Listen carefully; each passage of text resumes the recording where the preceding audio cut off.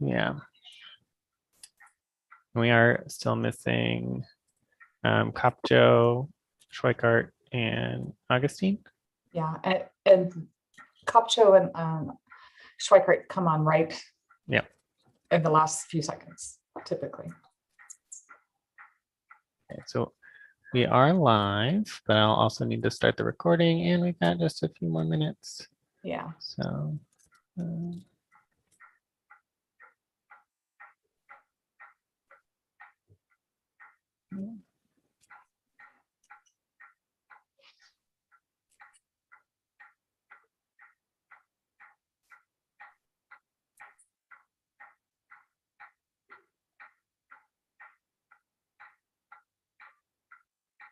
Right, did you say Glenn Davis was coming? Yeah, correct. And I Okay. just teams him. He said he will be here. But Okay, I just got a G Davis, and I assumed there he it is. was That's Glenn. him.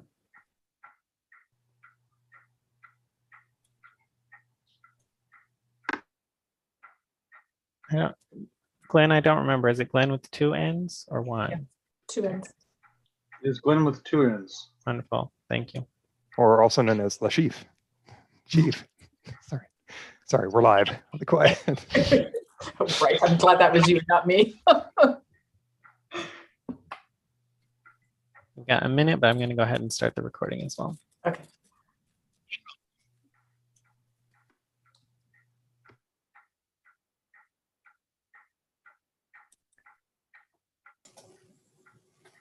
Better hope some more commissioners show up. I do too. We've never had 3 down. Yeah. Not since I've been there. And the emails just kept rolling in. I was like, oh no, oh no.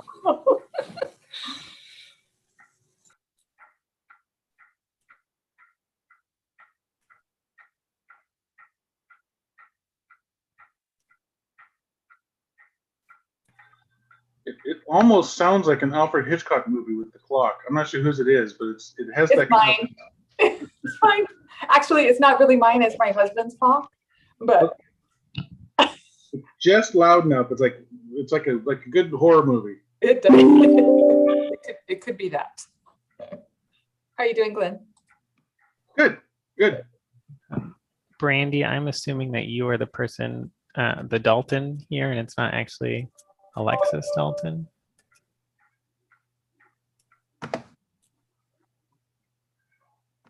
There we go.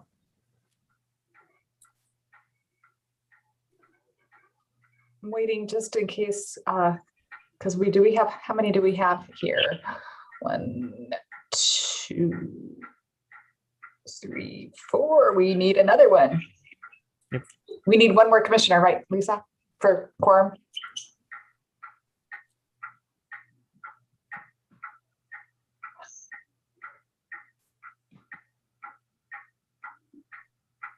And Mark, you can turn off your camera and mic until the applicant's time.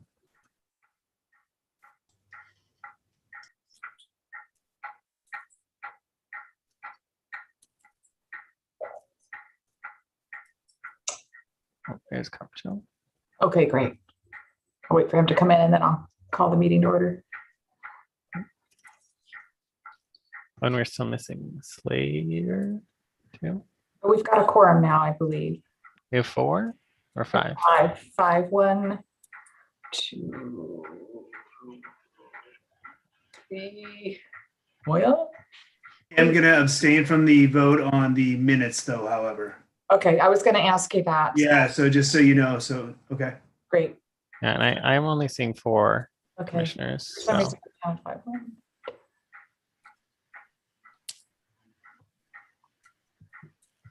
So Lisa, could we reorder the agenda? I mean, is that what we would do? Hoping that we can get Slater to, and he's making the motion on the consent calendar.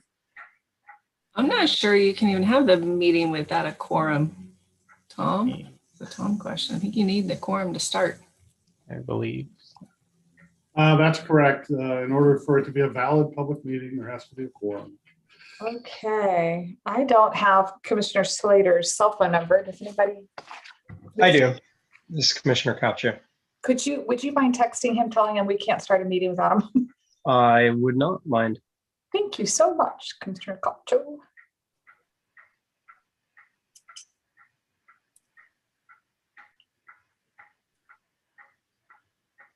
Well, this is a first in the 4 years that I've been on, 5 years that I've been on, however long I've been on. The clock is perfect though. The tension just mounts. What's going to happen? What's going to happen? Suspense, suspense. I am sure Commissioner Slater is going to come through for us. Yeah, I've had people make the comments that your clock is off 2 or 3 minutes. I'm going, it's not my clock, but thank you very much for telling me that.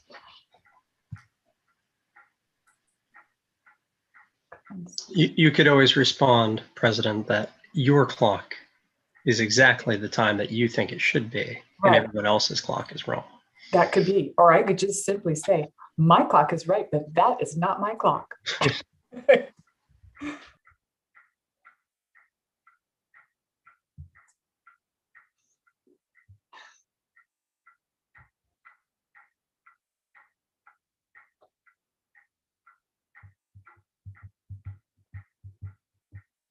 So I think everybody is aware of why we're waiting to call the meeting to order. Waiting for one more commissioner.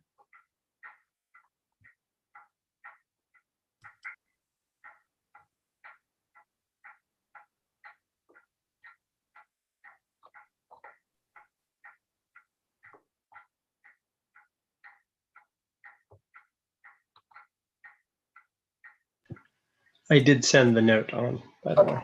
thanks.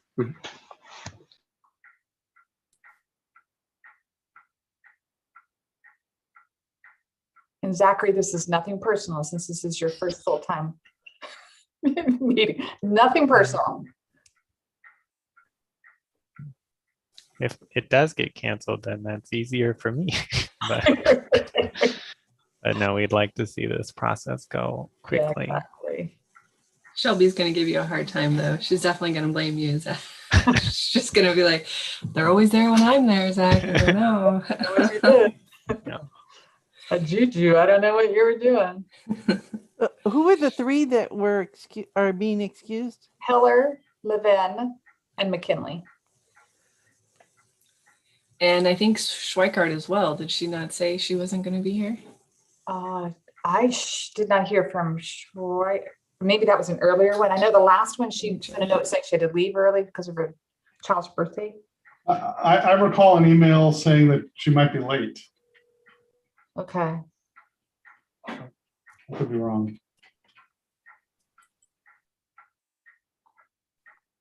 Boy, a lot of pressure. Oh yes. She said that her flight doesn't touch down till 6:45. I forgot. That's Yeah, she's fine. Yeah. Yeah, okay. So it comes down to Michael. Oh my gosh.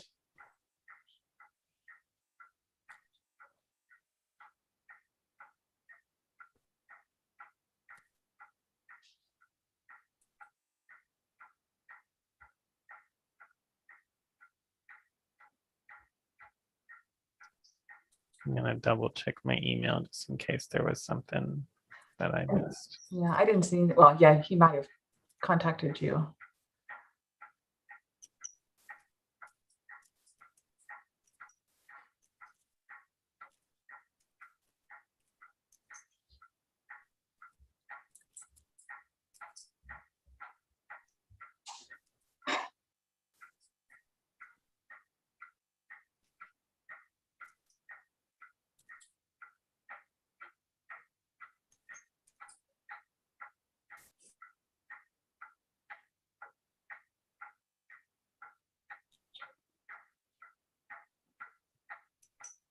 I'm emailing Commissioner Slater just in case he's more responsive through email, which I kind of doubt, but.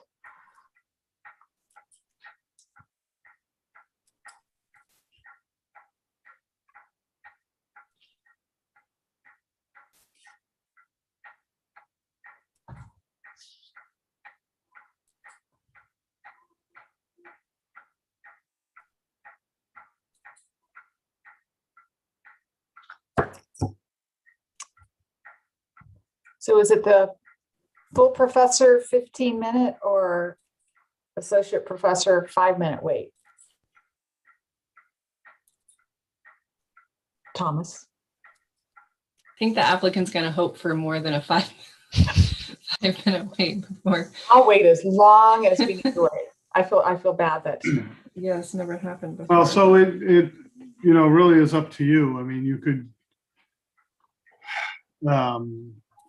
make the decision that you want to wait 15 minutes, we'll all just hang out here, or you could say, let's reconvene at 10 minutes to 6 and see if we can round up Commissioner Slater. It's up to you. You know, the danger of allowing people to disperse is that getting you them got to back. gather them back together again. Right. I'm fine just the way we're doing it now, just in limbo and wait till we can either hear from Slater that he can or cannot come. I mean, I'm more than willing to wait as long as that takes, so.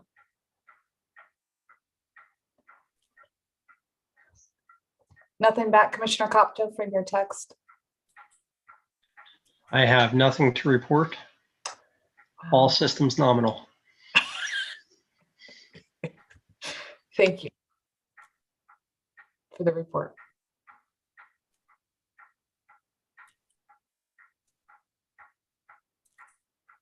So as we're waiting, Lisa, any update on when City Council's going live? Rotary's going live on June 30th. Oh, wow, Yeah. nice. Mhm. No, I haven't heard anything yet. City managers told staff that City Hall will probably open early July, so we're gearing up for that as soon as the governor lifts the restrictions. Vaccination rates at 70%. So that at the very least means would be open for the public, and some staff would be back in City Hall. It's unclear what that means as far as the public meeting schedule. Okay. Keep you posted. Okay. Just need to know when I need to go to the dry cleaners. Yes.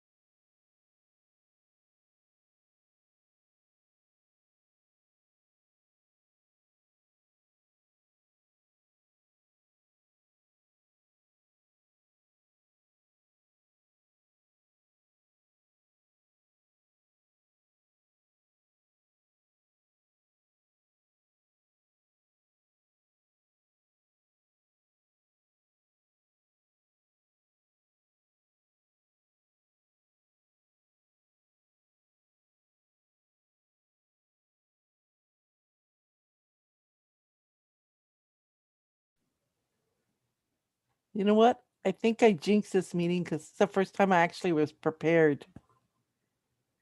I totally jinxed it. That's what's happening here. You're always prepared, Commissioner. Pollak. That's what I was going to say. You're always very prepared, Commissioner Pollock.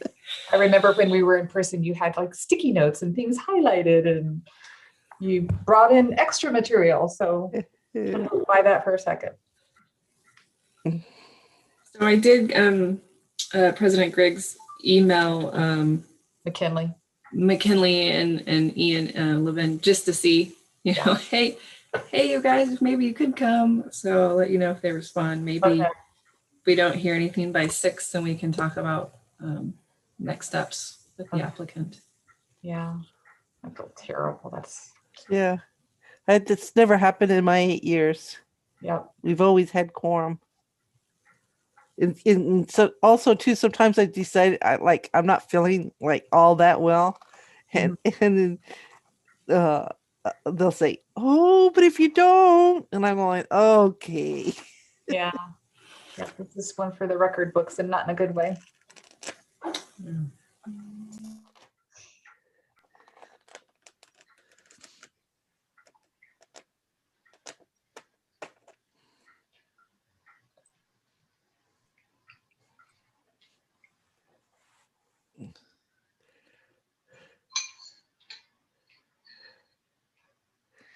No, but when I was ready, I mean, I'm even doing my washing. That's how ready I am. Oh my gosh.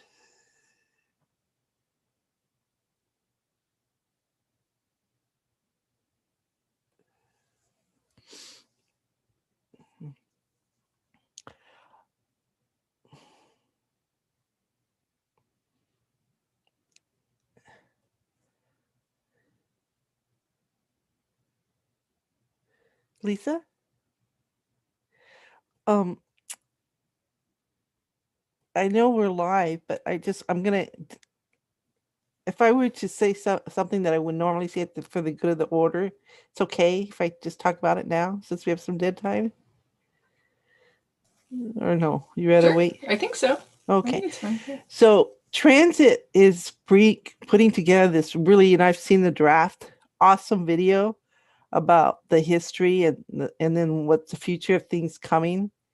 That I think that maybe if we can, it's not that, I don't think that's that long. If maybe, do you think that's maybe one day we can play it on one of our meetings? Because since we're so right now, including transit and a lot of the matters that we're taking, it would be nice to know where they stand at this point. Yeah, I think that's good. Okay. Somebody knows how to do that, right, Zach? We can play a video during the UC. Yeah. Young people know how to do it. I'll email you when it's ready. I'll email it to you and the contact person. Yeah. So. Okay. Yeah. Sounds good. I'll say it's been a few decades since I was in grade school, but I always loved the day where the teacher said, "Today we're going to watch a video." So I appreciate that recommendation. Yeah. Yeah, I remember when they used to bring in that little television so we could watch the spaceship go up. The rocket, go up in space. That was always a cool time too.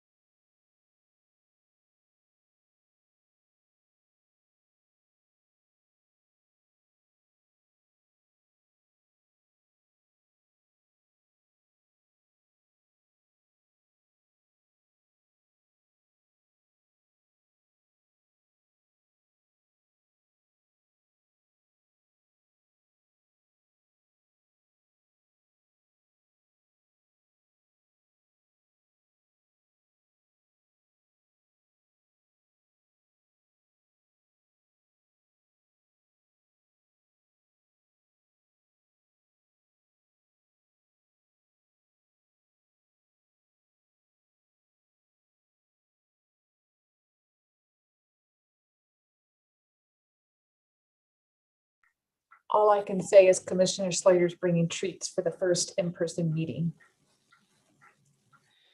Well, there were a couple other commissioners that bailed at the very last minute, so. Okay, they can all divvy it up.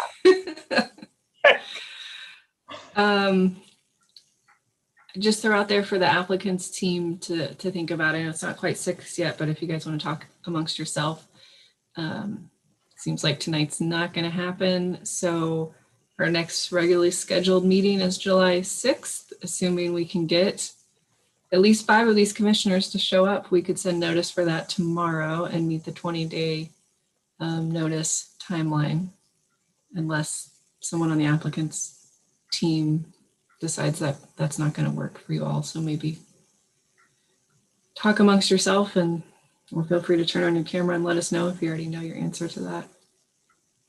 Or Bryce, if you have anything else that we should be saying right now.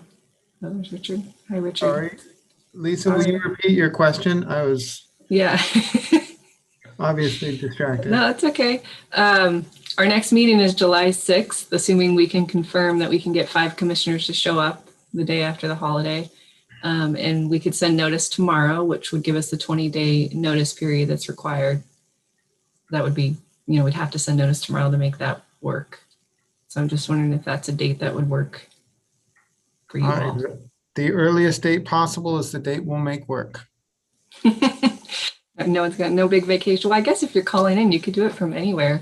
I will cancel my vacation if I have one. I apologize, Richard. I just feel terrible that this is Yeah. and you're having to postpone. You did say you'd wait till 6. Oh, I'm gonna wait. I'll wait. And it's not 6. Oh, so I feel like we should wait till 6 and then talk about it. And then, Okay, my apology might be premature, but it's out there. Just didn't know if your team needed to talk about it amongst yourselves or anything. So no, give you time to do that. thank you. Yeah. But yeah, I'll definitely wait till 6. And I keep refreshing my email to see if any commissioner has responded. But no.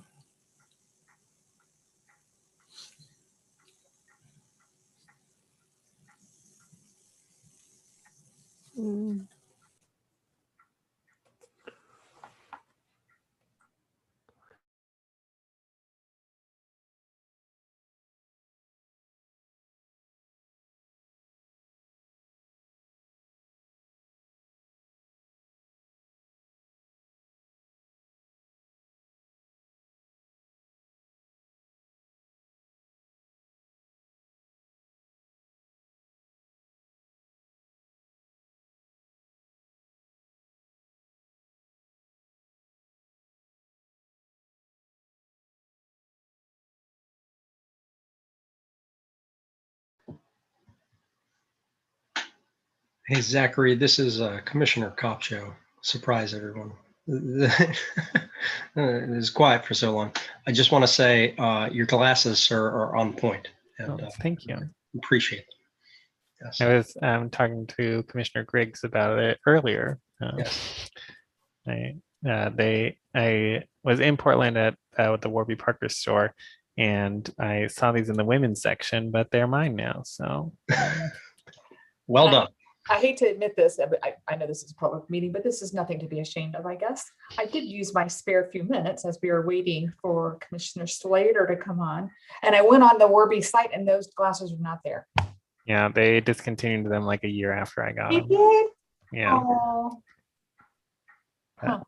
They match my aesthetic. My phone is also golden black. And Yeah. Well, let me know when you get tired of them.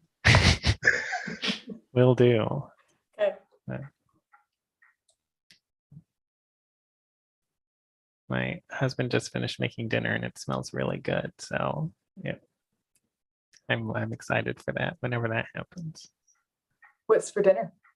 It's just some chicken sandwiches. So he grilled some chicken breast and some different veggies and toppings and stuff, but it just smells so good. Awesome. Oh, I'm ready.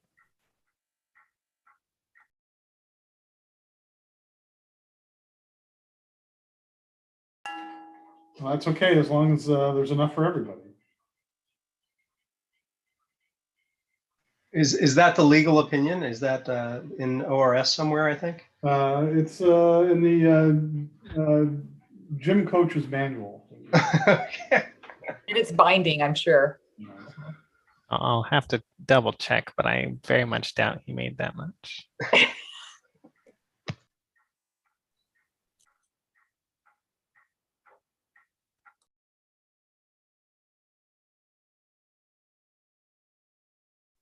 I think I have enough chips for everyone in our snack cupboard, though.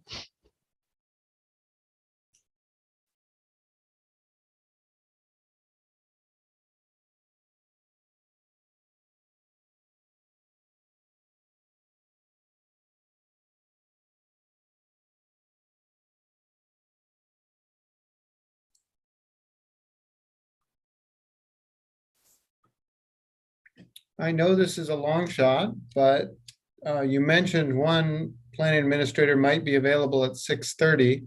Do you know if any of the absences of the people you are aware of were time sensitive and they could make maybe a 6:30 or a 6:45 meeting today? I don't know the emails you received for those other people.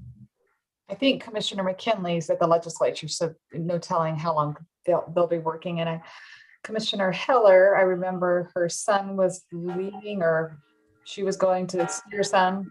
So I don't know about that. So that leaves. And Levin didn't say anything except that they weren't able to attend. And the commissioner that's coming in is landing at 6:45, so that's quite a Okay. bit of time after that before she would be available. And probably not fair to spring it on her. Totally fair. They don't have an in-flight monitor? What is this? Come on. She should have paid for the internet. The planning commission doesn't show up on Spirit Airlines on the Oh. video feed. Not yet. We're working on it though. Great.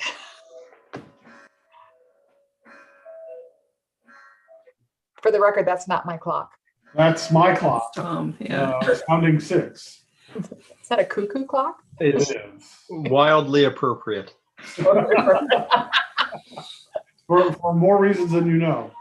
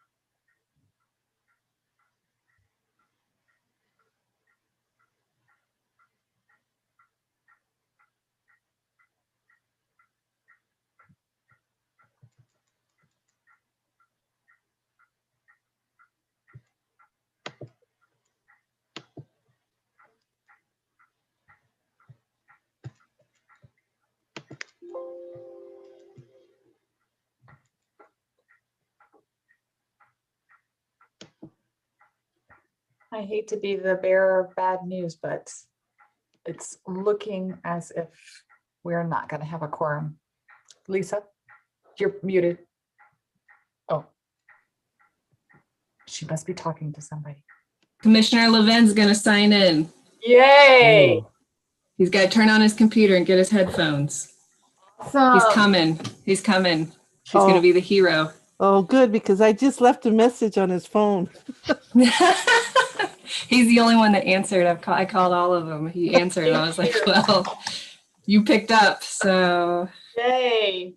So he says yes, he will Okay. be logging on in a few minutes. So Awesome. Good news. Zach, do you want to send him another email with the link? So in case Sure. he doesn't have it at the top of his email.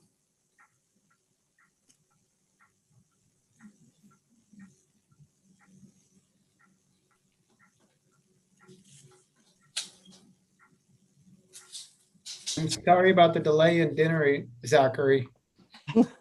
I'll survive. Now, what you don't know is it worked out for me. I got to eat dinner. Not to rub it in, Zach.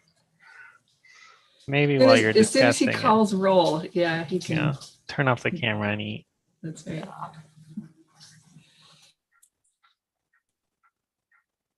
I'll also have to read the criteria, which is very long. That could take an hour. Not really, but it'll take a little while. So Commissioner Copcho, did you by chance review the minutes? You're not. I reviewed them, but I did not review them for completeness and accuracy. So I reviewed them for specific items. Okay. Commissioner Pollock, did you review those? I know you have an eagle eye.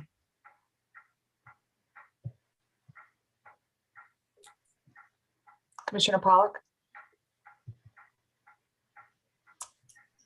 She's gone to eat dinner now. Okay, that's great. Okay. And Commissioner Augustine, you were not there.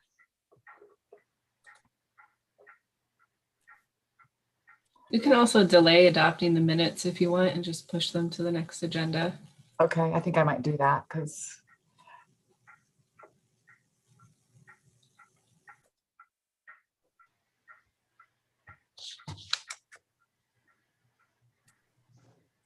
I'm unfamiliar with when we just barely establish quorum. Would the voting have to be unanimous then, or does it just have to be a majority of the people here?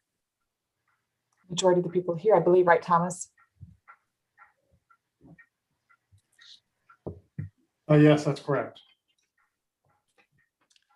So is Levin in yet? We just joined. I'm gonna. Okay.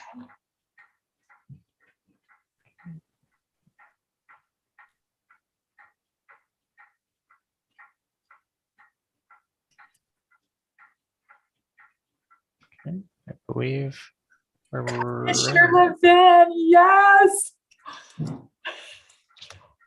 Hello, all. Thank you for joining. I know this was not your first choice because I know you're busy, but appreciate you establishing that quorum for us. I will call to order the Salem Planning Commission meeting of Tuesday, June 15th, 2021. Zachary, would you please call the roll? Yes, Commissioner Augustine, Here. Commissioner Griggs, Here. Commissioner Heller excused, Commissioner Copcho, Present. Commissioner Levin, Here. Commissioner McKinley absent, Commissioner Pollock. She's totally here. She's eating her dinner. I can't hear her, but I saw her say that she's here. I don't know if your microphone got unplugged, maybe. Here. There we go. Commissioner Schweikart absent and Commissioner Slater absent. We have established quorum. Thank you, Zachary. I will move that we delay the motion on the consent calendar to the next scheduled meeting since we don't have Commissioner Slater here who's reviewed the minutes. Moving on to public hearing, I will open a public hearing on case number FRPAD RSPR ADJ DAP 21-02 for the 4,4100 blocks of Reed Road and the 2110 Strong Road Southeast property. Are there any conflicts of interest, potential or actual, or ex parte contacts that anybody would like to disclose? And seeing none. Zachary, will you read the statement of criteria, please? Yes. This is a public hearing to consider a Fairview Refinement Plan Major Amendment, Class 1 Design Review, Class 3 Site Plan Review, Class 2 Adjustment, Class 1 Adjustment, Class 2 Driveway Approach Permit, case number FRPA-DR-SPR-ADJ-DAP 21-02 for property located at 4000 to 4100 blocks of Reed Road Southeast and 2110 Strong Road Southeast. The criteria applicable to this application are found in the Salem Revised Code, chapters 530.035 E2, Fairview Refinement Plan Major Amendment, 225.005 E1, Class 1 Design Review, 220.005 F3, Class 3 Site Plan Review, 250.005 D2, Class 2 Adjustment, 250.005 D1, Class 1 Adjustment, 804.025 D, Class 2 Driveway Approach Permit. Failure to raise an issue prior to the close of the public hearing with statements or evidence sufficient to afford the Planning Commission and the parties an opportunity to respond to the issue precludes appeal to the Land Use Board of Appeals, LUBA, on that issue. A similar failure to raise constitutional issues relating to proposed conditions of approval precludes an action for damages in circuit court. Prior to the conclusion of the hearing, any participant may request an opportunity to present additional evidence or testimony. The Planning Commission will then either continue the public hearing or leave the record open at least 7 days. Thank you, Zachary. Bryce, are you ready? Yes, good evening, President Griggs, members of the commission. Bryce Bishop with the Planning Department here to present the staff report for the proposed consolidated multifamily development case out of the Fairview Training Center site for a portion of it within the Fairview Refinement Plan 2 Refinement Plan, which is the second phase of the Grove Apartments. So this is a consolidated application for a major amendment to the Fairview Refinement Plan 2 Refinement Plan, which is a refinement plan that covers this portion of the Fairview site where the property is located. There is a request with the amendment to deviate from 11 provisions of the refinement plan.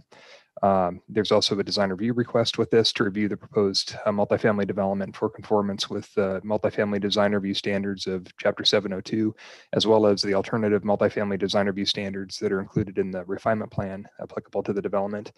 A Class 3 site plan review for review of the development for consistency with the applicable provisions of the Salem Revised Code. A Class 1 adjustment to allow for the maximum parking of the development to be increased by 2 spaces from 367 to 369. And then 8 Class 2 adjustments to design review standards in 702 and an alternative design review standard in the Fairview Refinement Plan. And then a few others that I'll talk about later in the presentation. And then finally, a driveway approach, for the proposed private street driveways connections on the west development, onto Strong Road and Limburg Road. So in terms of background, the property is part of an overall, the overall 275 acre Fairview Training Center site. There was in order for the development of the property to occur in this area, the first thing that the Fairview zone requires is a Fairview plan, and that was an overall master plan, which is kind of like a comprehensive plan that governs the Fairview site specifically. It applies to the entire 275 acre property, and it establishes the overall goals and policies for the development of the property. And then that was approved by the Planning Commission in 2005. Then after the refinement plan is adopted, the next step is the adoption of more detailed refinement plans that apply to 40 acre portions of the property or larger. The refinement plans are like mini zoning districts that further implement the general goals, policies, and objectives of the Fairview plan and are specific to certain areas of the site. There have been 4 refinement plans that have been approved since the adoption of the Fairview mixed use zone and the approval of the Fairview plan. The first one was Pringle Creek Community, which was approved back in 2005. The second one after that was Fairview Refinement Plan 2, which the subject property is located within, or the subject properties are located within. The original boundary of the refinement plan, was, smaller, and it affected property generally to the east of, on the east side of the refinement plan near Reed Road. And then in 2016, it was amended to include the portion of the site where the Fairview Community Park land now exists, as well as, property all the way over to the northwest abutting Pringle Creek, and then to the west abutting the Fairview Addition West refinement plan. So after that, we had the Simpson Hills refinement plan that was approved in 2012. That, however, has expired because no development activity occurred to vest the refinement plan approval within the time allowed under the code. And then finally, the most recent refinement plan was the Fairview Addition West refinement plan, kind of at the corner of Pringle Road and Battle Creek Road. So as previously mentioned, this is within the Fairview Refinement Plan 2 refinement plan. And so the property has frontage on Reed Road within the 4,000 to 4,100 blocks. It fronts on also Strong Road to the north, Limburg Road to the south. It abuts Heritage School, to the west, as well as the first phase of the Grove Apartments that was approved, back in 2019 for 180 multifamily units within the refinement plan. And then the other portion of the property is another piece that's over at the intersection generally of Strong Road and Limburg Road in the village center area of the refinement plan. And so there's 2 properties that make up the proposed development, the east property here and then the west property on the west side. So the refinement plan is divided into, in the zone, or divided into sub zones or sub areas. So the west, I got these, I labeled these wrong, never mind this slide. The east development, which should be the west development, is within the yellow area, which is the village center area of the refinement plan. And then the east development is within both, 2 areas of the refinement plan. The AU area, which is the portion of the site north of Chapel Drive, and then the mixed intensity MI area, which is the portion of the property that is located south of Chapel Drive. And so the different overlay areas in the refinement plan have different development standards, such as density, setbacks, and other things that apply to them. So in terms of site conditions, the west property, or the west development, is 4.3 acres in size, and it's part of a larger subdivision that was received a tentative approval back in 2020 and is about to receive final plat approval. And this property here will be its own lot within that subdivision once it's recorded at 4.3 acres. There are a few trees located on the southern portion of the property that are over 10 inches DBH, but generally, the site has been, graded, associated with the subdivision. So there aren't many natural features present on that property, except for there are mapped landslide hazard susceptibility areas based on the topography, because it does slope upward to the south. And so as part of the application, there was a requirement to submit a geologic assessment. The applicants did that, and it demonstrates that the property can be, developed as proposed with the application. The east property, on the other hand, it has a lot more existing trees and natural areas. There is as shown on the site plans, there is a wetland area that is located to the east of Heritage School, and this general area of the site, that when you look at the site plans, you'll see the applicant has proposed to leave open, except for a multi-use path that goes from Limburg to Chapel Drive to provide pedestrian and bicycle connectivity in lieu of having a street connection in that area that would disturb the wetland area. And then there's also a small wetland area that is located generally in this portion of the site near Reed Road that will be maintained, and development will stay out of. Is in the plans that are included to the staff report, there is a tree conservation or tree preservation plan, tree conservation plan map associated with it. And, a majority of the trees located on the site, on the east site, will be preserved. There will need to be some, existing trees, including 4 significant white oaks that will need to be removed with the required widening of Reed Road due to their location of the trees in relation to the future improvement, because Reed Road is quite under improved right now, and it will take a substantial improvement to widen it. So some 4 white oaks will be removed. I'll have to go through the appropriate process under the code to receive removal prior to development.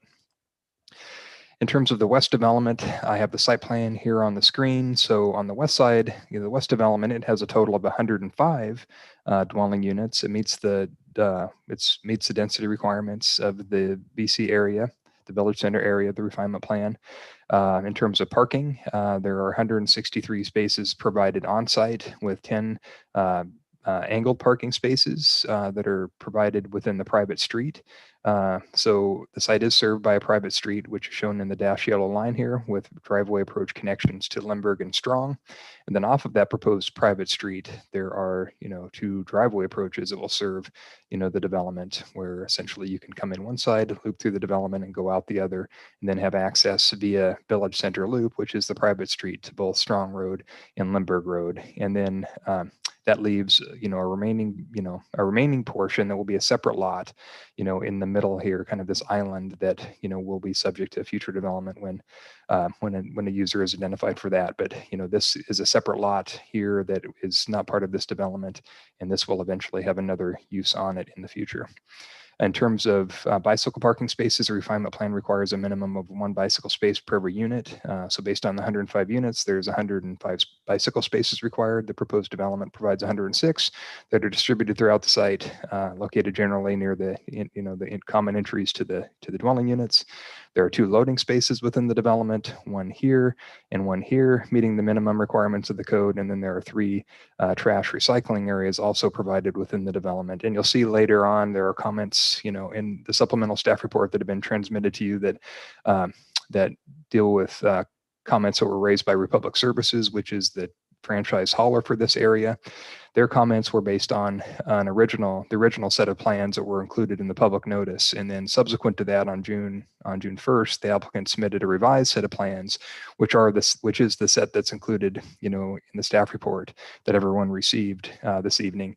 And you'll see in the supplemental staff report that there were updated comments from Republic Services that, indicate that the revised locations of the trash and recycling areas, where they're more angled, to facilitate like a one-way pass through the development in order for them to be served, is much better in Republic Services' eyes. And then they no longer need, at least for the development, the requested adjustment to not have turnaround. So if you're a garbage hauler, you'll come in this way, pick up the site here, this one here, then continue on, pick up this one, go here, pick up the third one, and then leave and go out. There are still some minor issues that we potentially have with the 15-foot by 45-foot vehicle service area that's required perpendicular to the front of every enclosure, projecting into the parking stalls, to the north, just as a small amount, and then the landscape island here. But there is a condition in the decision that requires the trash areas to be revised to meet that standard. And based on the small amount of projection into with the vehicle service area into these areas, it's very feasible that the site can be redesigned without a huge impact and meet the standards. And that's why staff has recommended a condition to satisfy that. In terms of the east development, there are 78 units on that portion. So the 78 plus the 105 is a total of 183 for the overall 2 development sites combined. In terms of off-street parking spaces, there's 106 spaces proposed in the various parking areas distributed throughout the development, and there are 33 angled parking spaces on the private street, which is Mountain Street, which goes from Strong Road all the way, and will go all the way through Chapel Drive. Currently, Mountain Street is currently improved, from Strong Road to this boundary right here, which goes through phase 1 of the Grove Apartments. The rest of Mountain Street will be improved to Chapel Drive with this proposed development. Then, of course, you have Chapel Drive, which is an existing private street. And then, as mentioned, the applicants have proposed a 10-foot wide multi-use path to link between Limburg and Chapel Drive to provide for bicycle and pedestrian connectivity in lieu of having a disruptive, street, come through and have, greater impact to the existing wetland area here.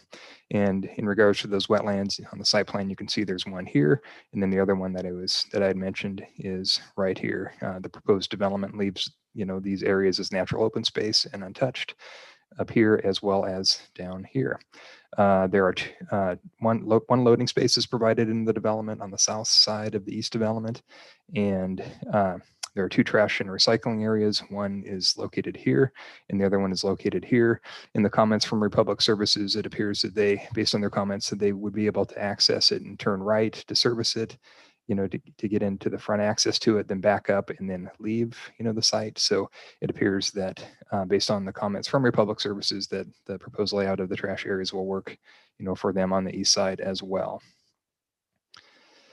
So in terms of design review, here there's 5 main categories of multifamily design review. Those apply to open space, both common and private, landscaping, site safety and security, parking and site design, and then finally facade and building design. And then in addition, there are a few design standards that are included in the Fairview Refinement Plan that are alternative to the standards included within the Chapter 702 typical multifamily design review requirements that apply throughout the city. And so, the staff report analyzes, both, conformance with the existing requirements in Chapter 702 plus, the alternative ones in the Fairview Refinement Plan where they supersede or replace existing ones in 702. In review of those standards, the proposed development meets the majority of those design standards. There were a few where there were adjustments, class 2 adjustments requested in order to, deviate from those standards. And those included the minimum amount of parking landscaping that is required to be provided around the perimeter of parking areas, the minimum amount of tree plant units that are required to be planted around the perimeter of buildings. There's also a class 2 adjustment requested to allow the ground floor units that are located within 25 feet of an abutting street to be designed and developed without a pedestrian connection to the public street. And then there was a final adjustment, to the design review standards pertaining to a requirement of the Fairview Refinement Plan, which requires buildings that are next to side property lines that are, greater than 28 feet in height to have the normal setback, that's required in the refinement plan. But when you get above 45 feet, the refinement plan requires that there be a 45-degree setback plane for the portions of the building that are above 45 feet. And so there was a design, an adjustment requested to that design review standard as well. And so, with the exception of the ones that, adjustments were requested for, the proposed development does meet, the design review requirements. There's lots of common open space distributed throughout the site. The buildings are designed in a way to break up mass and have differentiation through materials and windows and facade treatments, amongst the base, middle, and tops. So it does, meet all of the standards. And there's a pedestrian circulation system provided throughout the site. There is, none of the parking areas are located between buildings and the street. They're all either beside or behind the buildings. And so it does meet those design review standards with the exception of the ones where there were adjustments that were requested to. In terms of site plan review, the application was reviewed for conformance with the applicable provisions of the code. And in this case, because it's in the Fairview zone, the majority of the standards are in the refinement plan itself, and those standards supersede the requirements of the zone. But where there are requirements that apply from the zone or in the general development standard that aren't otherwise superseded by the refinement plan, we also reviewed the development for conformance with those. And those include, for instance, off-street parking requirements in 806. That's, probably the biggest one where the standards, in the chapter apply in addition to the refinement plan. As identified in the staff report, conditions of approval have been recommended to ensure conformance with those standards, and it does meet those, requirements of the code, except where adjustments again have been, requested to the standards. So getting into the areas where the proposed amendment is seeking to deviate from the requirements of either the refinement plan or the zone, I have the first set here is where, there's a major amendment requested. And so the reason that there's a major amendment is because the Fairview zone says whenever you have a development that proposes, a deviation from any of the standards in the refinement plan by more than 20%, that includes like lot area, number of units, dwelling unit density, that's a trigger for a major amendment. And essentially, the major amendment is almost serving like a class 2 adjustment, but because they're a standard in the refinement plan, the code requires that instead of an adjustment, the deviation be treated as a major amendment. So there were originally 11 provisions that the applicant was seeking an adjustment to, but then and those were reflected in the site plans that were sent out with a public hearing notice. But then after that, on June 6th, the revised site plans were submitted, and staff looked at those and was able to determine that there was one less adjustment or major amendment that was needed, and that was the one dealing with the building footprints for carports. The refinement plan limits, accessory structures to a maximum, square footage footprint of 1,000 square feet. There were several in the development that were above that, and so the revised plan submitted on June 1st bumped the footprint size of all the the carports down below 1,000. So that adjustment or that major amendment was no longer needed. And there was another adjustment that was dealing with, buildings being set back less than 10 feet from a street. The revised plans, were changed to, bring building 22 into conformance. And that left just a small portion of kind of a bay window or a projecting portion of building 24 and its eaves slightly projecting into the required setback abutting Chapel Drive. And then there was also a parking lot, one of the proposed parking lots in the east development that was south of Chapel Drive that was set back less than 20 feet from the required street. The revised plan fixed that. And so it has a setback that exceeds the 20-foot setback now.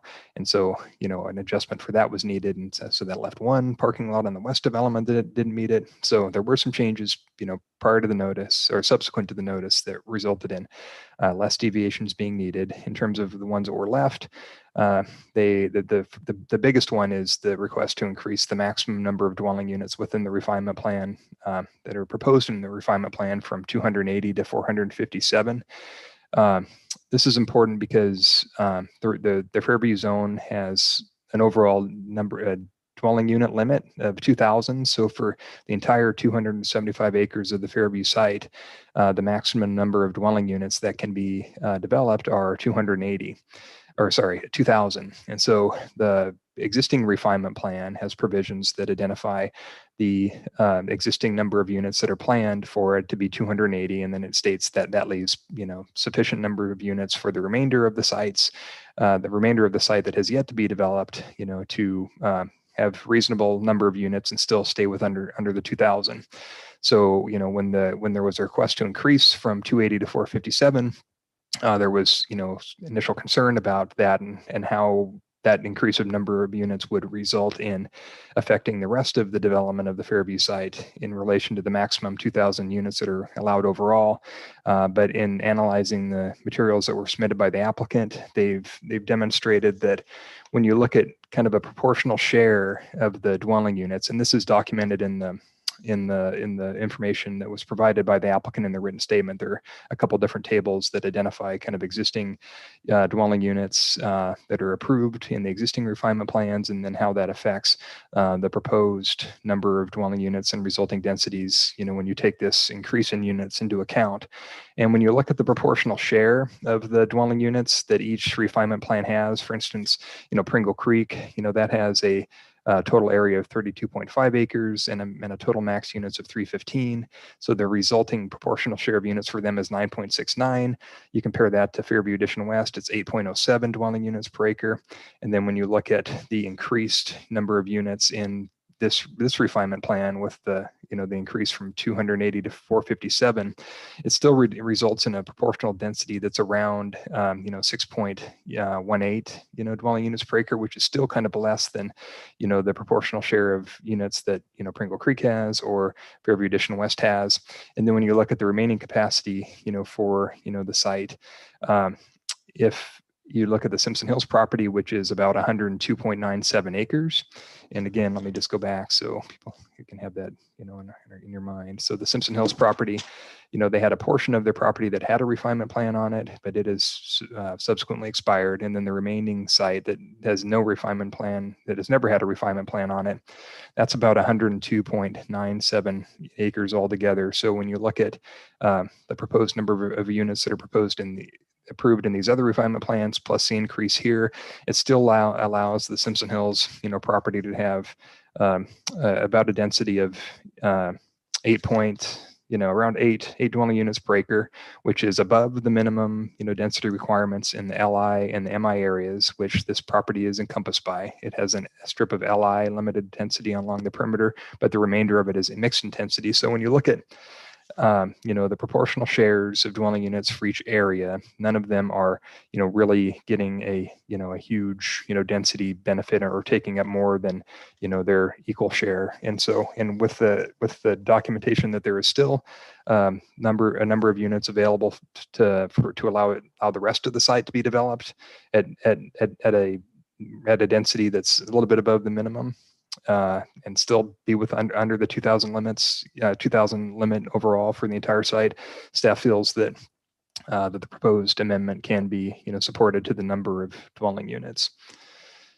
In regard to the other development standards, the refinement plan has a lot of unique, standards. Obviously, it's a refinement plan, so the standards are unique to it. But for instance, there's a maximum lot depth for multifamily of 200 feet, and so in the MI and the AU areas, the maximum lot depth for the east development is exceeded. And there was a similar adjustment when, a similar deviation for the Grove Phase 1 that was approved when it was developed. And I would say many of these standards that are identified here also had similar deviations for, the Grove Phase 1 in terms of, setbacks slightly exceeding the maximum in areas, minimum setbacks for portions of buildings being slightly into the minimum 10-foot setback, building frontage, where the refinement plan requires 70% of the building front or the lot frontage of a lot abutting Strong Road and Limburg Road to be occupied by buildings at the setback line. They're somewhat challenging standards to meet, and the proposed development, as identified in the staff report, does generally have, the buildings are generally up to the street where they can be brought up to the street, and we do recommend in the staff report that the proposed major amendments that are left after you take out the ones that weren't needed any longer, it does meet the criteria and can be approved. In terms of the Class 1 and Class 2 adjustments, now these are standards, these are deviation from standards that aren't included in the refinement plan, and therefore they're just subject to the normal adjustment process. The first one was a Class 1 adjustment to allow the maximum parking for the east development to exceed the maximum allowed number of off-street parking or number of spaces by 2. So that was a very, small change. The resultant parking ratio for the development is around 1.7 spaces or spaces per unit.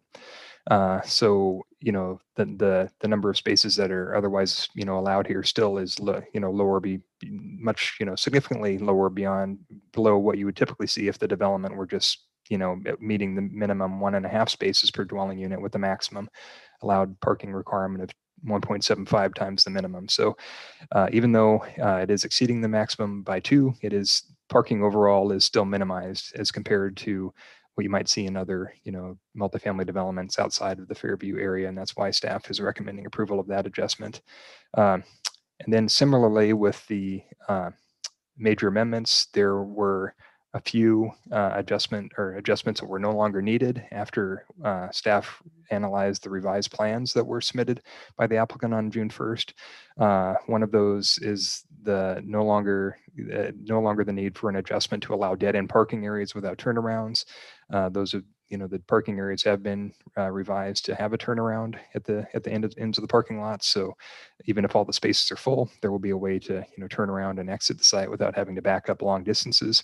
And then the trash recycling areas, again, there was an original request to allow them to have to not have turnaround areas, for the garbage trucks, and that would have required the garbage trucks to back out some distance, on, to the private streets rather than turning around on site. And as is seen in the comments by Republic Services, backing is one of their chief concerns for their drivers, and it's like contributes to 90% of the accidents. So they're very concerned about having to back up unnecessarily. But based on the revised plans that were submitted, the west site has a flow through design, where you go in the west side and then come out the east side to service it. So there's no need for a turnaround.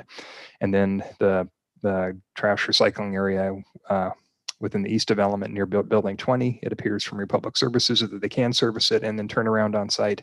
And then the other area for trash and recycling is south of Chapel Drive, in the center of an open area where there is area for in the parking lot for the garbage truck to turn around. So then when you take those two off, you're left with 6 remaining Class 2 adjustment standards. And they deal with, again, similar, there's design review standards that deal with 70%, building frontage in the VC area with buildings next to streets, and 50% building frontage in the AU and MI areas, for buildings adjacent to streets that have been requested. And then, as mentioned, there were the deviations from the design review standards to decrease the number of trees planted around the parking lots within the development, and the trees planted around the buildings.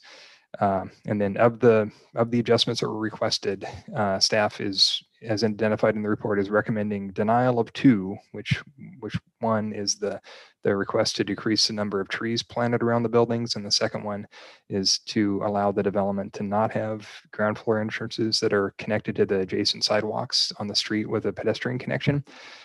We feel that the materials provided don't demonstrate that that the underlying purpose of these design standards are otherwise met for the proposed development, and therefore we're recommending denial of these 2, and then placement of 2 alternative conditions, on the design review, to require, 1, that the buildings meet the minimum number of trees required to be planted around the buildings, and then 2, a condition on the design review that requires, ground floor dwelling units within 25 feet of a street to have a direct pedestrian access to the adjacent sidewalk. And then finally, there was the Class 2 driveway approach permit, and within the refinement plan, any private driveways onto private streets are subject to the refinement plan and are not subject to a driveway approach permit, because driveway approach permits only deal with access onto public streets. So even though Village Center Loop here is a private street, Public Works looks at it as a private driveway approach onto a public street. So there were 2 driveway approaches for the private street, one onto Lindbergh, one onto Strong, one onto Lindbergh. Those were reviewed by Public Works and determined to be safe and meeting the criteria of 804/25. Then all of the other driveway approaches within the development are either a connection of a private street to a private street on the east development where Mountain Street connects into Chapel Drive, or where you have private driveways onto private streets, such as the 2 private driveways here onto the private street in the west development. And the east development, there are 3 private driveways onto private streets within that development. So as provided and as indicated in the supplemental staff report, there were comments that were submitted after the staff report was made available. Those comments, came from the Morningside Neighborhood Association, as well as Heritage School and Republic Services. The Morningside Neighborhood Association reviewed the proposal and indicated support, and they appreciated the applicant's willingness to go to the Neighborhood Association meeting and keep them up to date on the proposed development.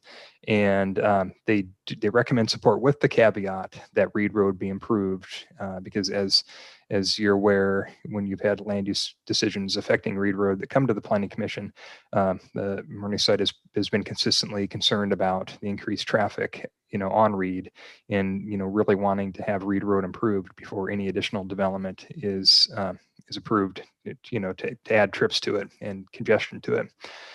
There is a condition of approval, or 2 conditions of approval, condition 5 and condition 6 of the site plan review approval, that require both right-of-way dedication for Reed Road to widen it out to its minor arterial standard, and then also to improve Reed Road as a full street from its intersection with the Reed Road intersection with Strong Road at the northeast corner of the property, all the way south along the property through its frontage, and then, past Limburg Road for approximately 500 feet with a taper to transition to, the existing improvement. So this development will provide a boundary street improvement and then go a little bit further, south of Limburg Road, as a condition of approval for the proposed development. And in response to the neighborhood association's concern, originally condition 6 didn't have a timing aspect to it, but the neighborhood association indicated that, the importance of having Reed Road improved prior to construction, so in review of that comment and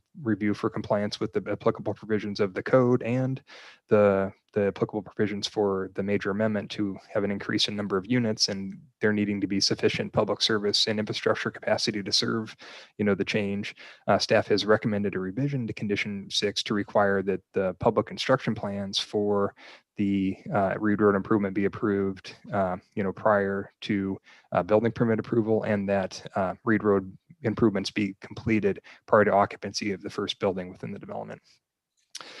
And then in terms of other public comments, we received a comment from Heritage School, which is an abutting neighbor, which is to the west of the east development. They are kind of surrounded, by, the Grove Phase 1 and the Grove Phase 2. They indicate support, for the development. They were appreciative of Neighborly Ventures, approach, to working with them to reserve a lot of open space, in the wetland area and preserving trees, as well as just their approach to, helping, allowing their students to go onto their property and take advantage of their facilities in the Grove Phase 1. And so they were indicative of, support for the proposed development. And then finally, the comments that are included in the packet from Republic Services, they had originally expressed concern about, the proposed trash, location and how vehicles would circulate.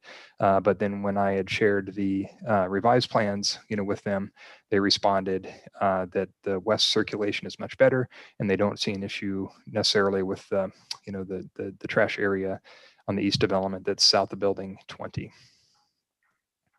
So with that, staff recommends that the Planning Commission adopt the facts and findings of both the original June 15th staff report and the supplemental, and take the recommended actions identified in that supplemental report, which there are quite a few different ones because it's a big case and kind of nuanced. So that concludes my presentation. Thank you, Bryce. Before we go to questions of staff, Zachary, could you note that Commissioner McKinley arrived at 6:19?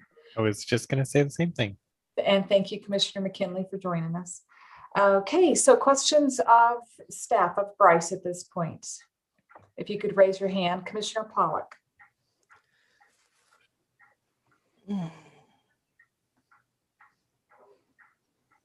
Oh, hold on a minute. Let me turn on my video. Hello. Phew, that was a big one.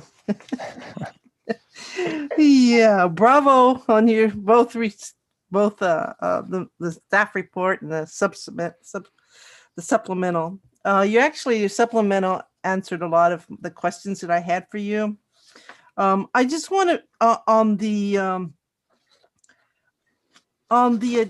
on the one where the turnaround, let me see.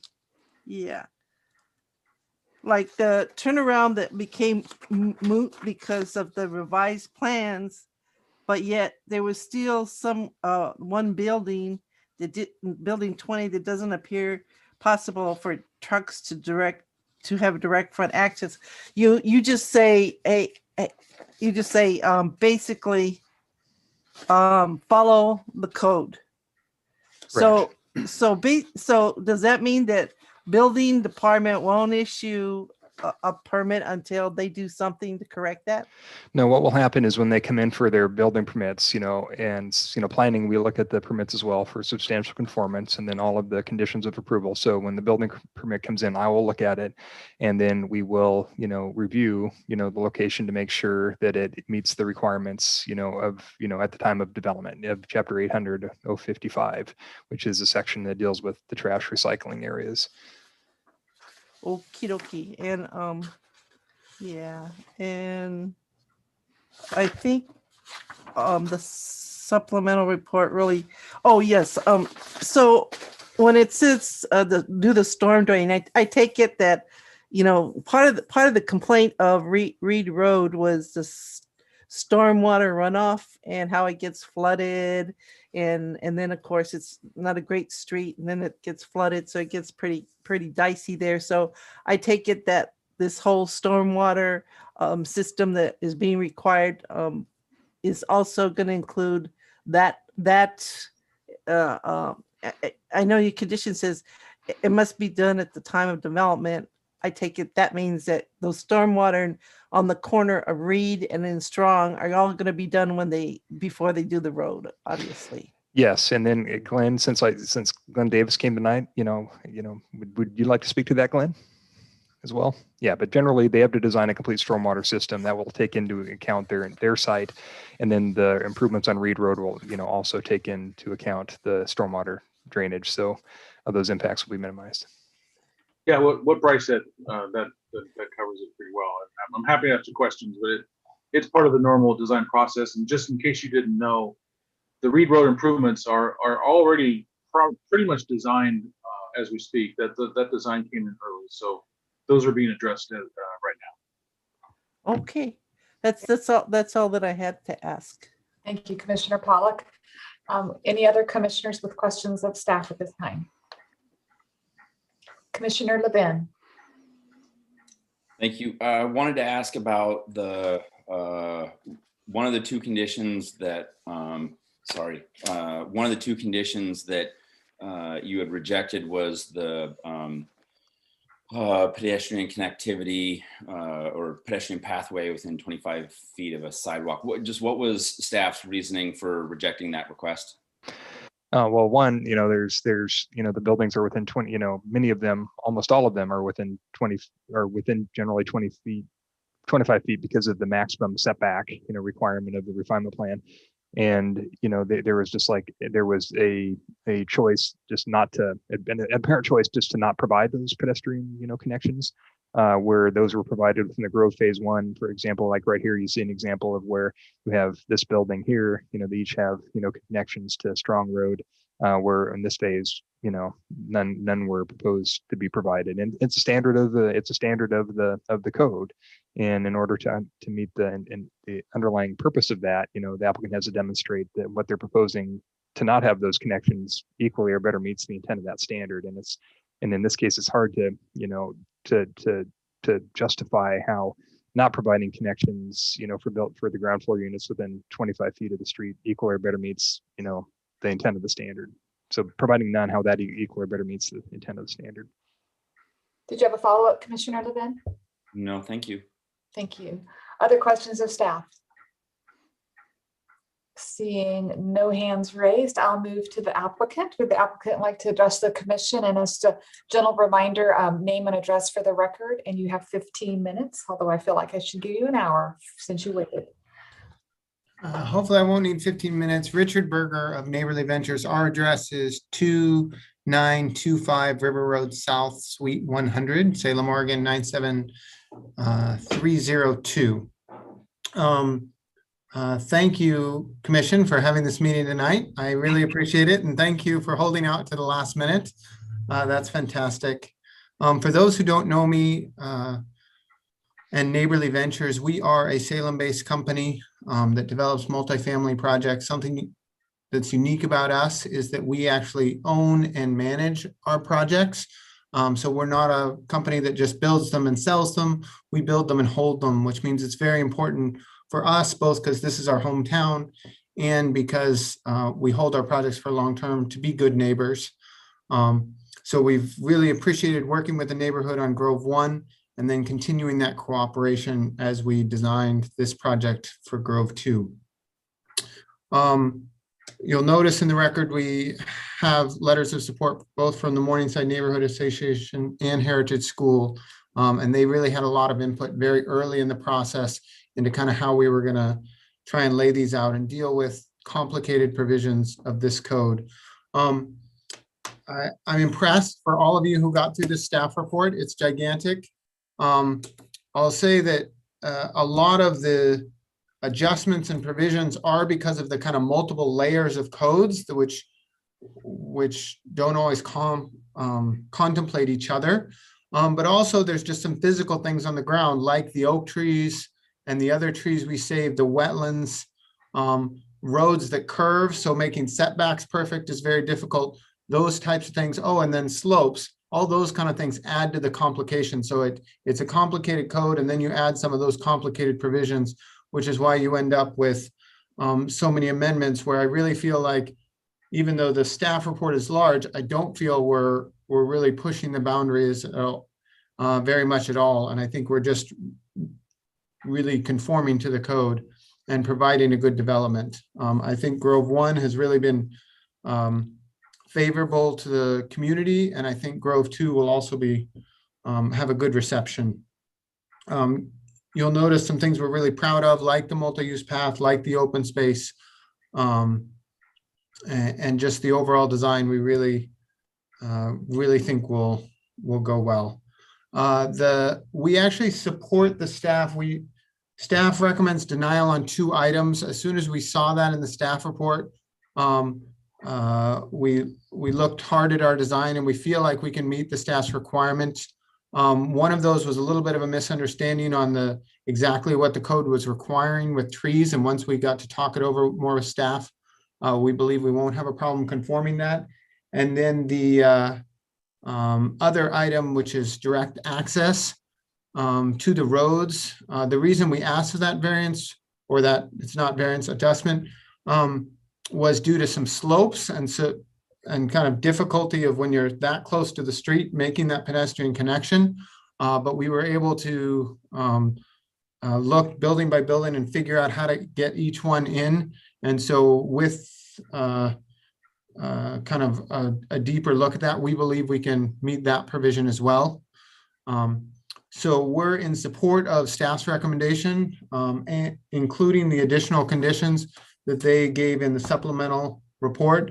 I believe that Republic is comfortable with the changes we've made. So I do not believe there's any opposition to this. And I think it will really be a great development, which will be a nice anchor right around that core of the Fairview development. And we're excited to get it started. That's all I had, and I'd be happy to take questions. Yeah, and I'll look to the commissioners for some raised hands, but just you guys have set the bar very high, the way you've worked well with the neighborhood associations and trying to find that common ground. So hats off to you for your work in doing that outreach. Any questions for the applicant using raise the hand feature? Wow, you are really kind of off the hook. I was going to ask you about your thoughts on that class 1-2 adjustments about the 25-foot, but you've already answered that. So I think we're good. Thank you. Thank you. I don't have anybody from the neighborhood association to testify, although we did receive their written comments. We do have one person from the public signed up to testify. Aaron Monahan, I'm hoping I pronounced your name correctly. And if you could state your name and address for the record, and you have 3 minutes. So they did sign up, but they have not logged in. So Okay, well, we will just skedaddle on through the agenda then. Any further questions of staff at this time before I contemplate closing the hearing? Now closing the hearing, and I'm looking to Vice President McKinley for a motion.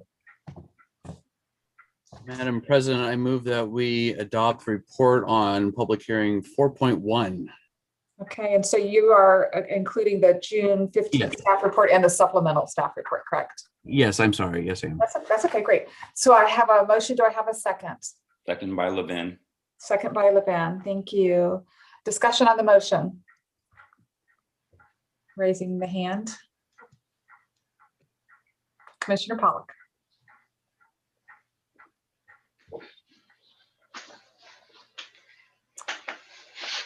I just want to say that I think this is a really great project, and the fact that you saw that they came back with some revised plans, the letter from the Heritage School, which talks about how this applicant has worked with them after the other Grove 1 was done. And then also I was just really concerned about the denial for the 25 feet property line. And so with that, so with them looking at it again in greener, I just want to say kudos to staff and kudos to the applicant, really, really working together to do something really positive. And I really am excited about this project. So Thank you, Commissioner Pollitt. Commissioner Kopcha, you have your hand raised. I do. Mhm. And I share the sentiment, I think, all around generally. I wasn't around, and several of us, although not on this call, perhaps, the four people I can see, were around with the Grove Phase 1. I came on right after that because I remember my very first hearing was actually with the Heritage School and some adjustments in early 2019, which seems like 12 years ago at this point.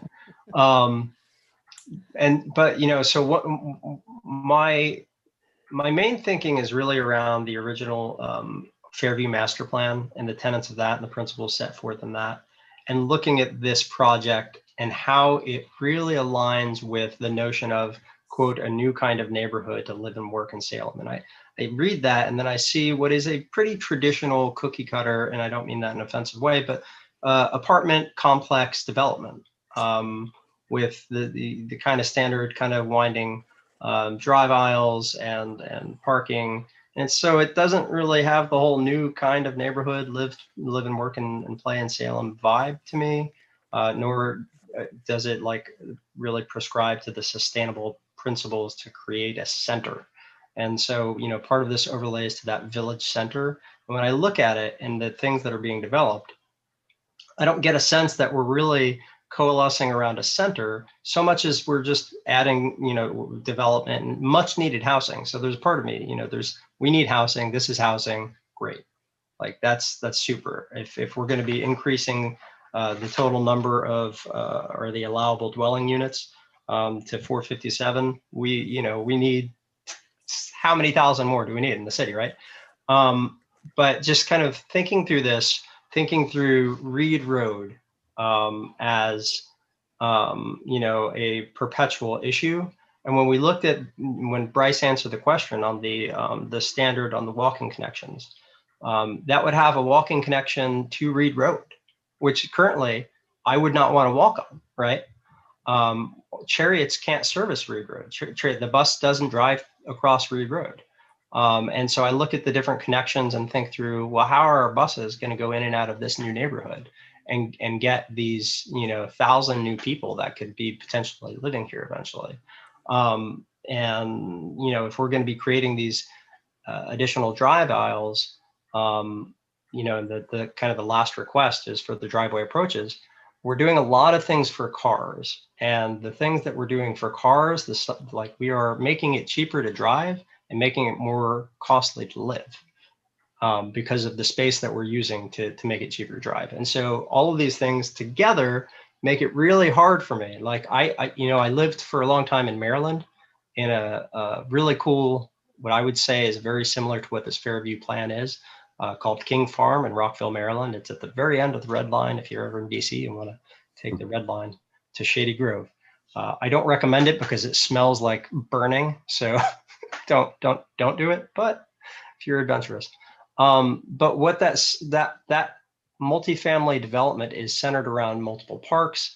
There's actually a Safeway in the development. There's several coffee shops and things like that. And so I would expect at some point Fairview to look like that. But if we're not building to that direction, I'm worried that we're just kind of doing a piecemeal attempt to fill a current need rather than to fulfill a vision, if that makes sense.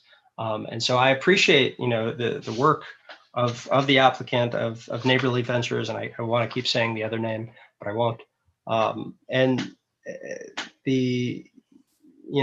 It's hard for me to swallow when I think back to the Fairview master plan. So I know I talked a lot. You're welcome.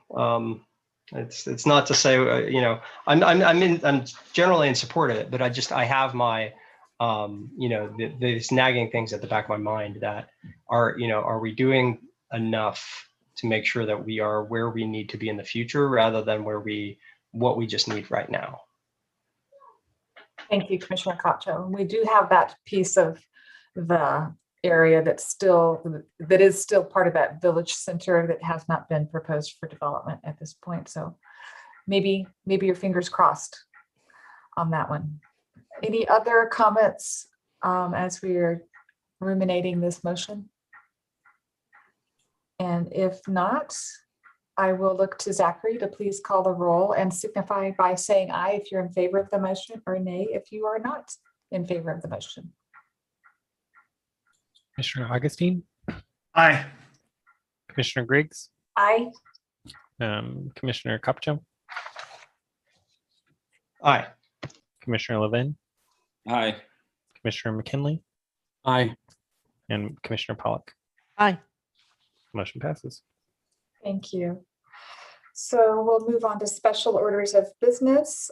Bryce, you are leading our discussion on the Unified Development Code amendment. Am I back on already? Yes, you are. Did you Let's get your dinner? let's rock and roll. No, I have not eaten dinner. I haven't either. Hey, I ate breakfast like about 4:30 today. So my breakfast was my late dinner. So yeah.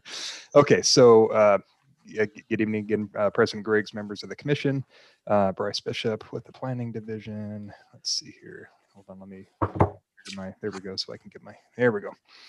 So this work session will be very, very brief. There's 2 slides, because, based on the meeting that we're having tonight, we wanted to keep the number of code amendments discussed to a minimum. But so essentially, tonight we're looking at 2 different sections of the amendments. One is a little bit more substantive change in terms of like text being added, and that deals with similar use determinations. And so similar use determinations are something that we have, and it's a formal process that is in the code that when there's a use that you're proposing, and you look at chapter 400, which is kind of like our definitions chapter for uses.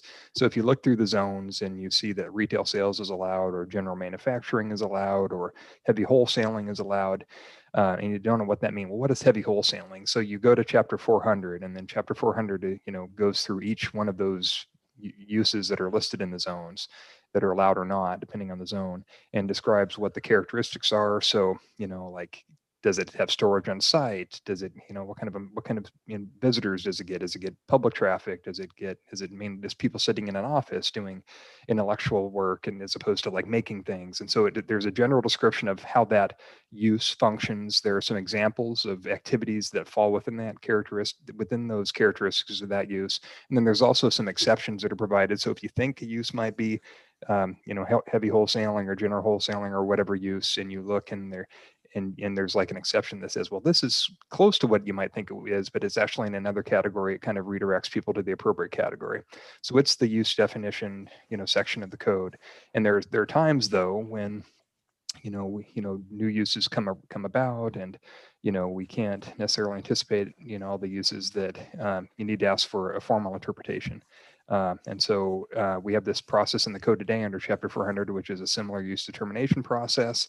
And, we're going to keep it under the proposed amendments. But when you look at it today under chapter 400, it's very, it describes a process. It's not a land use decision. So it's not in chapter 300, subject to all the, the different types of land use reviews we have for the different application types in that chapter. But it has its own unique process. But, that unique process that was created when the UDC was adopted, when we apply it today, we've had one case within the last, year or so that it really, creates an issue in terms of, what kind of notice needs to be provided, what happens if there's an appeal, how is the review on the appeal conducted. So the process in the code today is really lacking. And, there have also been, some LUBA cases that were shared at the Oregon Planning Association legal conference this last year that specifically dealt with code, similar use determinations, and really, those sessions really, exposed like how lacking. Our similar use determination process is in the code.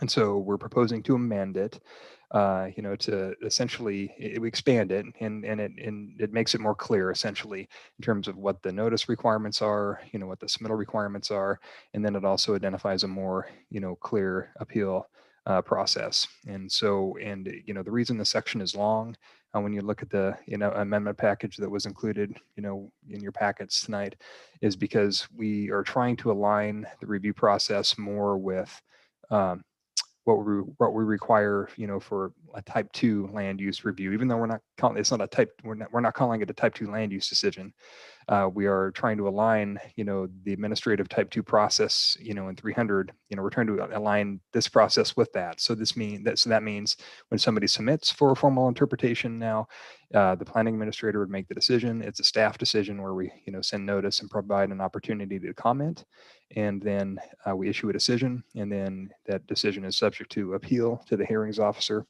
and then the appeal to the hearings officer is the final decision of the city, and any further appeal would be to LUBA. So we're just trying to make the process clear, make it easier to easier to implement, and the code interpretations can be, or the similar use determinations can be specific to or in reference to a property. For instance, if an applicant wants to come in and find out if a use is allowed on that property, and they ask for a similar use determination for the use on that, on that property, we would, send notice to surrounding property owners, and there would be, after the decision was made, there would be included in a log of similar use determinations that we have to maintain, the property address, and then the reference to the interpretation that was made. But then also somebody could just, be coming in from out of town, and they want to, they want to, locate a use, in the city. And when they look at their use and compare it to the characteristics of 400, they're not quite sure where it fits. So they could use the similar use determination process generally to just say, hey, I want to determine, here's my use. I don't see that it fits clearly into the use categories in 400. I'm asking for, determination, to be made for what it falls into. And the submittal requirements require an applicant to identify what they feel the use is closest to. And then we look at all that information, and then we look at the characteristics of the uses in 400, and then we, make a determination. So it could be a general determination, or it could be a more site-specific determination. But regardless if it's involving a particular property or not, the similar use determination applies generally throughout the city. So if we made it similar to use determination with reference to a particular property, there is no reason under the code where that interpretation that of what that use is only applies to that piece of land. It would apply, throughout the city. So regardless if it's general or specific to a property, the weight of the interpretation applies, throughout the city regardless. So that's the similar use determination changes. And then also we have just a few small amendments to the nonconforming situations chapter. So currently in the nonconforming situations chapter, we give examples of types of activities that can lead a development or a property into becoming legally nonconforming. And in a lot of cases that occurs when a property is in the county and it's developed to county standards, or divided and a lot is created subject to county standards. And then when it gets annexed, we have different standards in the city from the county. And so maybe our standards are, maybe more restrictive. And then that could result in a development that was legally established, in the county becoming nonconforming when annexed. Or another time when nonconforming development or properties occur is when, the development standards of the code change, such as setbacks or height requirements or lot sizes. So anytime that occurs, there is the potential to make legal nonconforming developments. So we are amending, but there are other situations, and one common one we run into, especially with public improvement projects adjacent to or along streets, and how we need to get additional right of way, for on existing properties, and we make the property smaller or reduce like the parking setback for a parking lot next to a street by 5 feet, because we need to get 5 feet of right of way. So what was once a 10-foot setback that complied to the standards of the code now is a 5-foot setback that doesn't. We wanted to make sure that we have the reference to acquisition of public right of way as a means to create a legal non-conforming unit of land, because that is another, or a non-conforming development, because that is another way that a development that existed and was lawfully established can be made non-conforming. So we're adding that to the non-conforming development, to the beginning of the non-conforming development and non-conforming lots of record section, to identify that not only annexation or change of the code, but also acquisition of public right of way are, they're all means by which a property can be made a legal non-conforming development. And then the other change is that when you look at the non-conforming development section of the code today, we do say that we do have a provision that says what you can do on a legally established non-conforming lot of record in a residential zone. And what it says today is that on a non-conforming lot of record in a residential zone, you can build a single family home on it, regardless of the lot not meeting lot size or dimension standards, as long as you essentially meet the other development standards of the code, such as setbacks, lot coverage, height, et cetera. So based on, this is kind of related to House Bill 2001, because we can't, wherever we allow a single family residential unit, we also have to allow a duplex. We're amending the non-conforming section to say that if you have a non-conforming lot of record, again, a lot that met the standards at one point, but now is either, too small because of area or too small because of its lot width or its lot depth, or street frontage due to either a change in the code or a acquisition of public right of way or annexation of the property, you could still have you could still use that lot for a purpose, and that purpose would be either a single family dwelling or a duplex. And then finally, if you look at that section, you'll see that we don't have anything that says if you have a legal non-conforming lot of record in a non-residential zone, what you can do, on that lot. And so that's a kind of a gap, a pretty significant gap in the code. And so, if you had a lot that met the standards in a commercial or an industrial zone, and because of, either annexation or right-of-way acquisition or change of the code, it no longer meets the standards, the code needs to have a provision that says what you can do on that non-conforming lot of record. So we're filling that gap, and we're proposing to say that if you have a non-conforming lot of record in a non-residential zone, you could use that non-conforming lot of record for any use that's allowed in the zone, regardless of lot size. So if it's a little bit too small or it doesn't meet the width or depth requirement, you can still use it for use that's allowed in that non-residential zone, as long as you meet the other standards of the code, such as parking, setbacks, and everything else. So it allows for existing non-conforming lots to have a use still on them, as long as they meet the other requirements of the development code, other than lot size.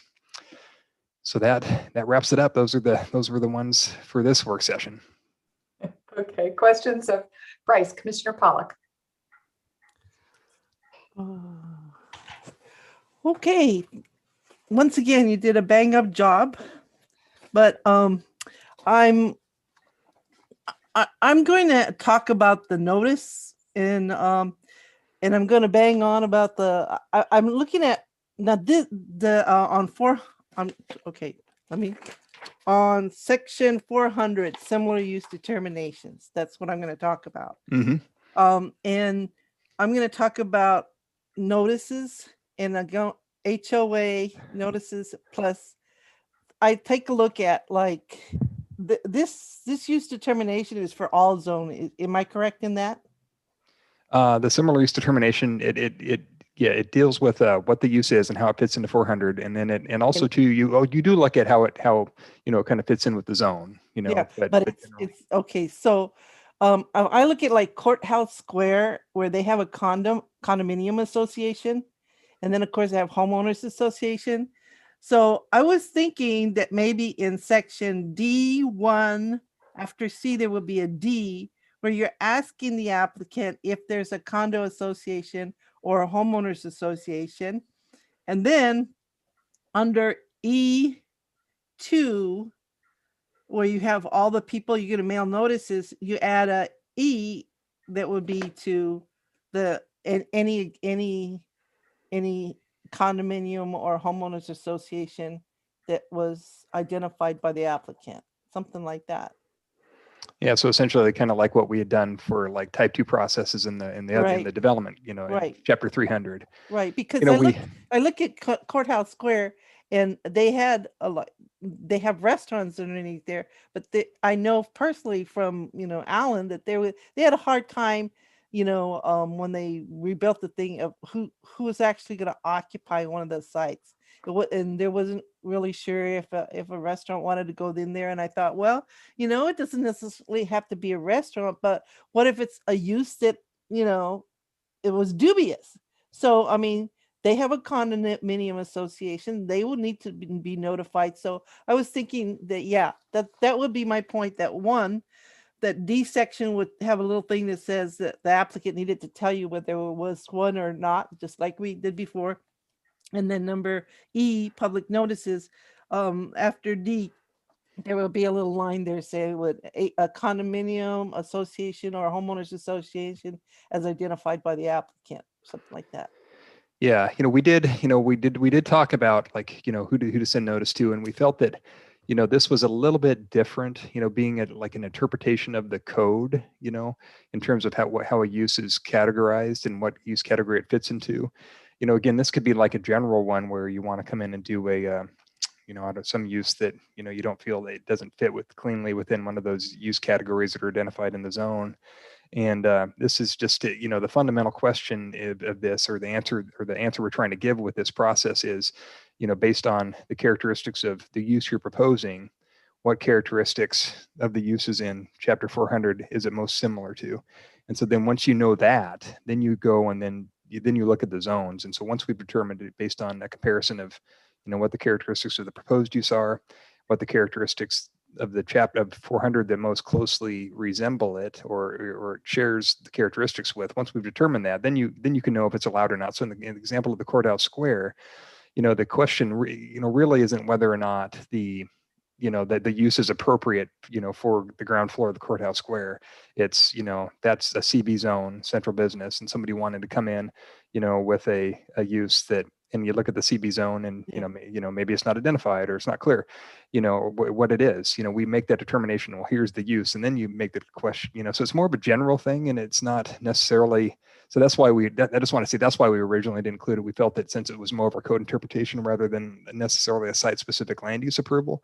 Yeah, but my thought was, is if you're gonna give notice to the owner of records and the addressees of records and all the property owners of records, well, the condominium association has a common ownership in that area. And so, and I know that it might be a person on a particular property that will be asking for this, but I also know that once it's approved, it's going to go, whatever that use is approved, it's going to go all over Salem, which is the general.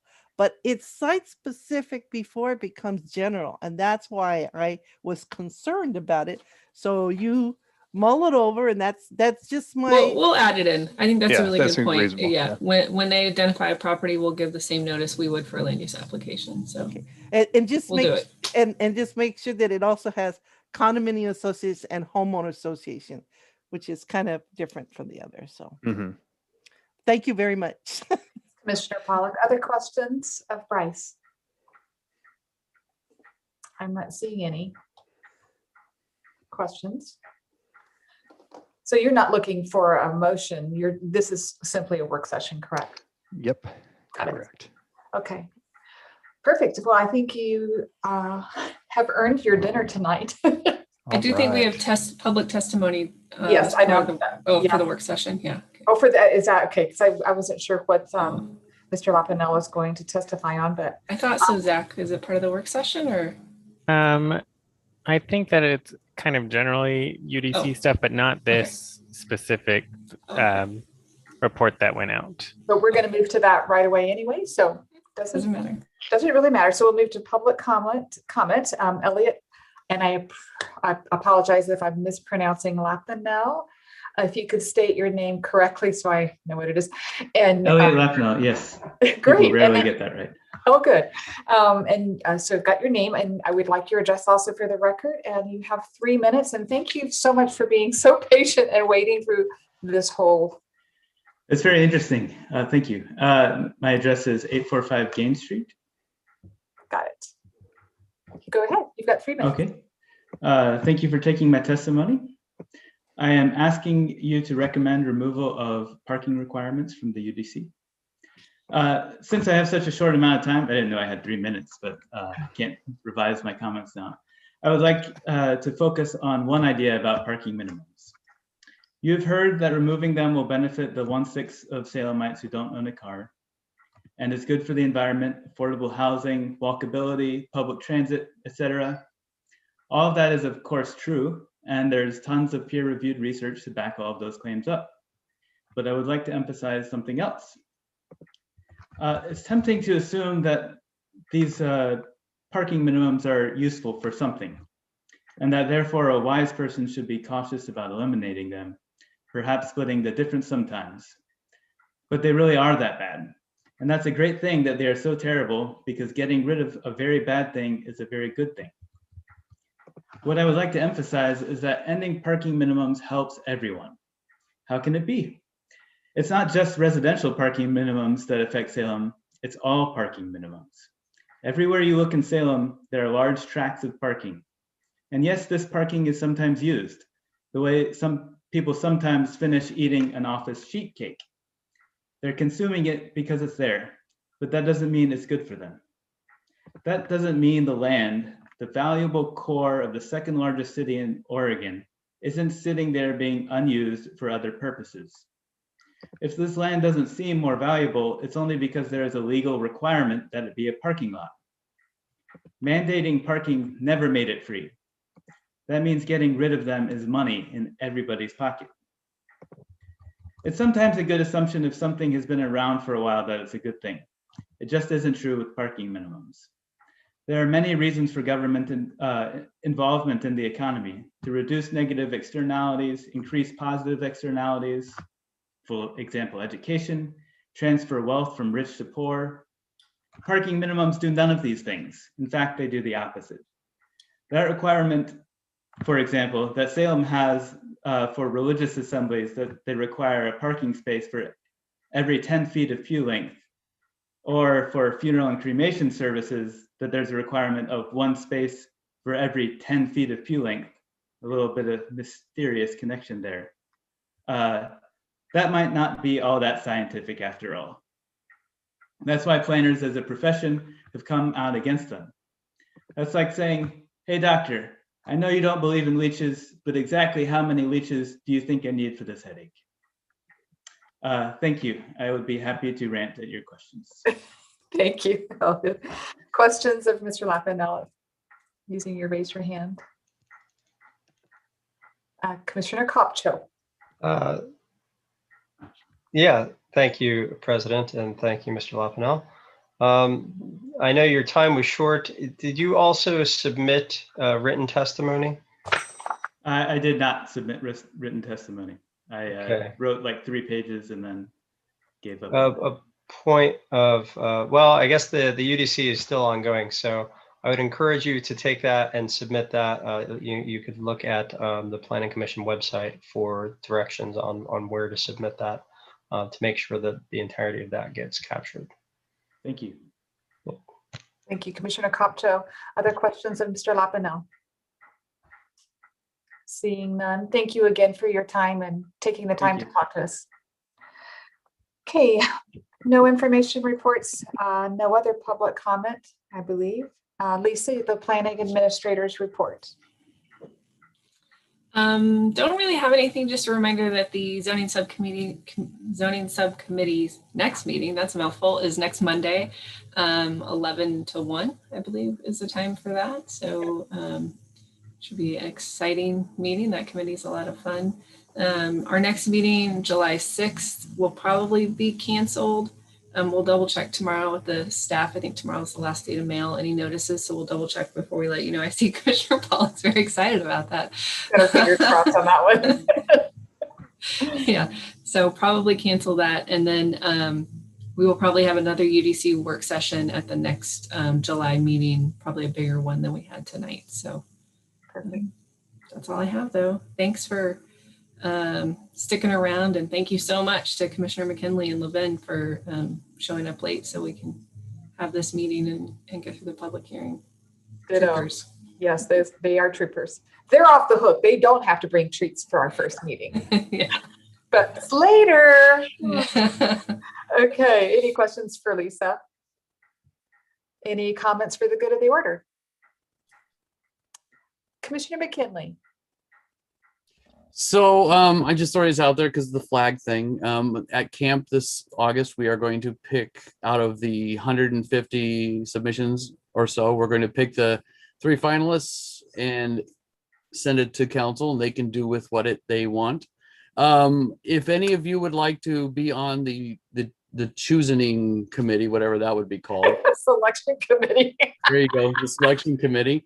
It will be in August, I think the 22nd or so, and we would invite you to come to Aldersgate in Turner. It's not that far away, and be part of that selection committee if you'd like. And just email me, and I'll let you on. It's not like, you know, you have to try out or anything. So just throwing it out there. Thank you, Commissioner McKinley. Other comments for the good of the order? This meeting is adjourned. Take care.